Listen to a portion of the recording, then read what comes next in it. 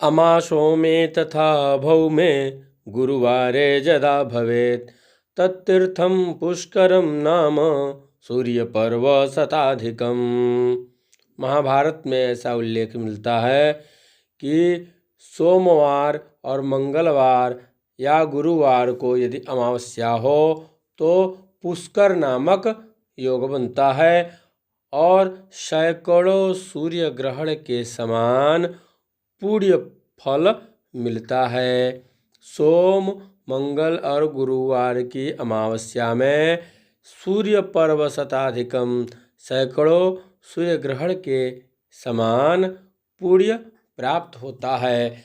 अमावस्या तो सोमेन सप्तमी भानुना सह चतुर्थी भूमिपुत्रेण सोमपुत्रेण चाष्टमी।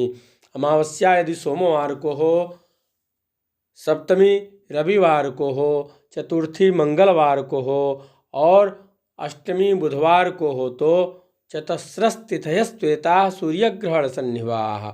ये चारों तिथियां सूर्य ग्रहण के समान फल देने वाली हो जाती हैं और इनमें किए गए स्नानम दानम तथा श्राद्धम सर्वम तत्राक्षयम भवेत्। स्नान, दान और श्राद्धादिक कर्म अक्षय हो जाते हैं, इनका फल अवश्य ही मिलता है। अमावस्या यदा पार्थ सोमवार समन्विता तस्यामस्वत्थमागत्य पूजयित्वा जनार्दनम। यदि सोमवार को अमावस्या हो, सोमवती अमावस्या में अश्वत्थमागत्य पीपल वृक्ष के पास आकर के पूजयित्वा जनार्दनम, जनार्दन की पूजा करनी चाहिए। भगवान विष्णु नारायण की पूजा करनी चाहिए और अष्टोत्तर शतम कृत्वा तस्मिन् वृक्षे प्रदक्षिणम, और उस नारायण स्वरूप पीपल वृक्ष की 108 प्रदक्षिणा करनी चाहिए, परिक्रमा करनी चाहिए। तावत संख्यानुमादाय रत्न धातु फलानि च, और उस 108 की गिनती, परिक्रमा की गिनती कैसे करें तो रत्न धातु फलानि च, अपने सामर्थ्य के अनुसार, अपनी श्रद्धा के अनुसार रत्न धातु फल या दक्षिणा से उस परिक्रमा की गिनती करें।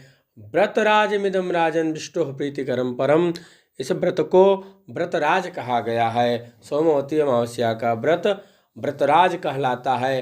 भगवान विष्णु को प्रसन्न करने के लिए यह बहुत ही महत्वपूर्ण व्रत है। इस व्रत से भगवान विष्णु शीघ्र प्रसन्न होते हैं। सोमवत्या अमायास्तु व्रतम कृत्वा सती भवेत्। इस अमावस्या का व्रत करने से स्त्रियां सती हो जाती हैं, पवित्र हो जाती हैं और पति पुत्र धनैः पूर्णा जन्म जन्मनि निश्चितम। पति पुत्र और धन धान्य से परिपूर्ण होकर के जन्म जन्मांतर तक सुख का भोग करती हैं। विधवा चेत करोति दम न पुनर्विधवा क्वचित। यदि विधवा स्त्रियां इस सोमवती अमावस्या का व्रत करती हैं तो फिर किसी और जन्म में उन्हें विधवा नहीं होना पड़ता। तस्मात् स्त्रिया शुभ गया कर्तव्यम खलु तद्व्रतम।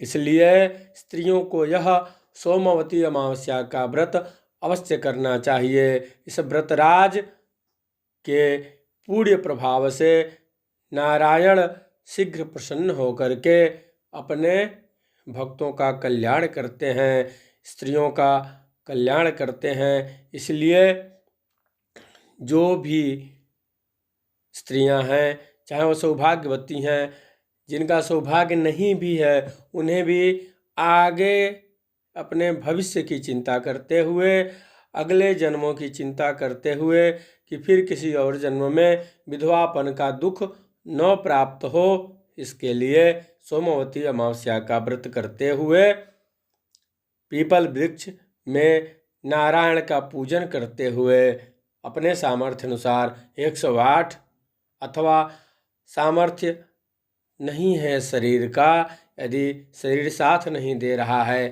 तो कम भी 5, 7, 11, 21, 51 भी परिक्रमा की जा सकती है, लेकिन विधान 108 का ही है।